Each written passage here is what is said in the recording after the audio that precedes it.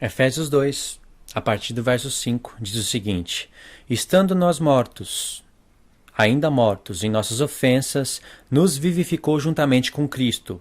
Pela graça sois salvos.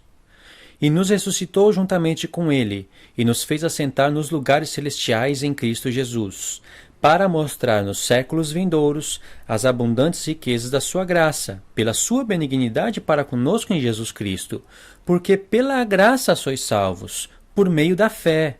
E isso não vem de vós, é dom de Deus.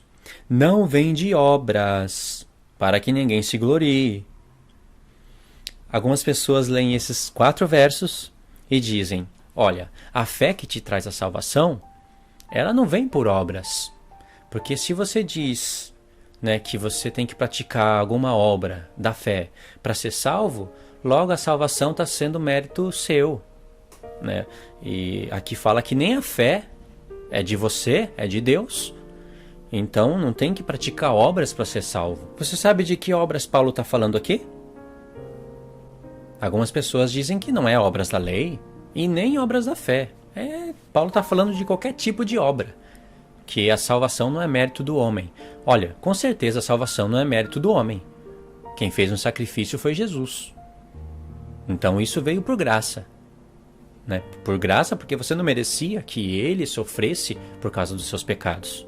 Mas uma vez que esse sacrifício foi feito, você vai ter que praticar obras para ser salvo. Então já não é pela graça. Olha que obras que Paulo está falando aqui.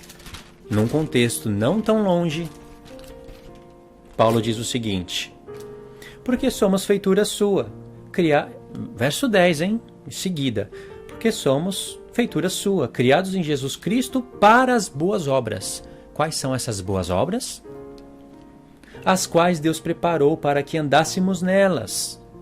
Através de Cristo, Deus preparou boas obras para que você andasse nela. Se você não anda nessas boas obras, você vai ser salvo? Porque naquele tempo no qual Paulo escreveu as epístolas, ele estava lutando contra os judaizantes, que estava pregando em todas as sinagogas que os gentios tinham que guardar toda a lei de Moisés para ser salvo. Tinha que estar debaixo das obras da lei, circuncisão, festas, todos os mandamentos que diziam respeito à primeira aliança. Você vê isso em Atos dos Apóstolos. E por isso que Paulo fala, pela lei, ninguém será justificado diante de Deus. Ele fala isso em Gálatas 2. Mas o contexto é a circuncisão. É a primeira aliança. Mas na nova aliança, a qual vem a graça de Deus sobre você, Deus te dá obras para você fazer e ser justificado. Olha o que Paulo diz. Portanto, verso 11. Lembrai-vos de que vós, noutro tempo, éreis gentios na carne, chamados em circuncisão pelos que na carne se chamam circuncisão, feita pelas mãos dos homens. Agora eu pergunto, o que tem a ver isso com o que Paulo falou antes? O que tem a ver o assunto da circuncisão e da incircuncisão com pela graça sois salvos, mediante a fé? E isso é dom de Deus, não por obras, para que ninguém se glorie. Porque quando Paulo fala, portanto, Paulo está ligando o contexto. Tem que ter a ver. Tem que ter uma ligação. Portanto, lembre-se de que vocês eram acusados pelos judaizantes, né? Não está escrito aqui judaizantes, mas quem são esses? Os judaizantes. Vocês eram acusados, chamados de incircuncisão. Vocês são incircuncisos. Circuncisão é você praticar as coisas da nova aliança. Todo aquele que se circuncidasse tinha que praticar as leis da primeira aliança, senão não era circuncidado, não era considerado circuncidado. E como estava vendo o tempo de transição das duas alianças naquele contexto de vida, porque para a nova aliança, né, tomar o seu lugar no entendimento de todos os gentios e de todos os judeus que haveriam de crer em Cristo, precisava de um tempo de transição. E durante esse tempo em que a nova aliança tomaria o seu lugar sobre a aliança antiga, vinha os judaizantes, né, desfazendo tudo que Paulo ensinava. E não tinha Novo Testamento, e ainda tinha templo, onde tinha sacerdotes fazendo sacrifício pelos pecados. E havia ainda, se você ler Atos 14, 17 e também capítulo 18, havia muitos, milhares de gentios na primeira aliança. É só você ler Atos 14, capítulo 14, capítulo 15, capítulo 17 e também capítulo 18. Você vai ver que Paulo e Barnabé entravam nas sinagogas e falavam de tal maneira que convencia uma multidão de gentios, de gregos e também de judeus. Convencia uma multidão, não todos. Então tinha muitos gentios debaixo da primeira aliança, né, guardando a lei de Moisés, que não conhecia ainda o Messias. E aí Paulo está confrontando isso, que a salvação não vem por obras, se referindo às obras da lei. Por isso, o assunto da circuncisão.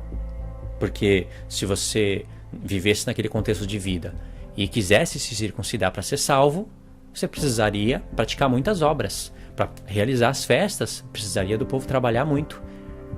Se você medita e sabe como é que era realizada as festas, você vê o tanto de trabalho que o povo tinha que fazer. E aí quando você vai em Romanos 2, texto que eu estou lendo em quase todos os vídeos, Romanos 2, a mesma escritura, a mesma palavra, o mesmo apóstolo, inspirado pelo mesmo Espírito, disse: mas segundo a partir do verso 5, mas segundo a tua dureza do teu coração impenitente, entesouras ira para ti no dia da ira e da manifestação do juízo de Deus, o qual recompensará a cada um segundo as suas obras. O que Deus vai recompensar segundo as suas obras? A saber, a vida eterna aos que com perseverança em fazer o bem procuram glória, honra e incorrupção, mas indignação e ira aos que são contenciosos e desobedientes à verdade e obedientes à iniquidade. O que Deus está recompensando segundo as obras? A vida eterna. É a salvação. Mas Paulo não falou, pela graça sois salvos? Falou. Isso não vem de vós? Falou. É dom de Deus? Falou. Não por obras, para que ninguém se glorie? Falou. Mas aquelas obras que Paulo falou em Efésios 2 é a circuncisão, que é as leis da primeira aliança, as obras da lei. Essas obras, pelas quais você praticando, Deus vai te dar a vida eterna, é as obras da fé.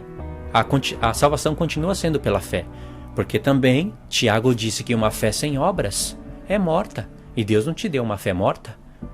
Então, se você é salvo pela graça, mediante a fé, e uma fé sem obras é morta, você vai precisar de ter obras para ter a vida eterna.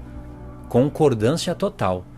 De maneira que uma leitura de Efésios 2, a leitura que muitas pessoas fazem de Efésios 2 para sustentar algumas doutrinas, é uma leitura totalmente desviada da verdade, por causa de se abandonar contexto. Sempre é a mesma história. Abandonando o contexto, você cria um grande problema. Ou como é que você vai explicar isso? O mesmo Paulo que fala de salvação não por obras, mas sim por fé, é o mesmo Paulo que fala: Deus vai recompensar a vida eterna segundo as obras. Como é que você explica isso? Assista também os outros vídeos. Eu falo mais coisas, não dá para falar tudo de uma vez só, ok? Deus te abençoe.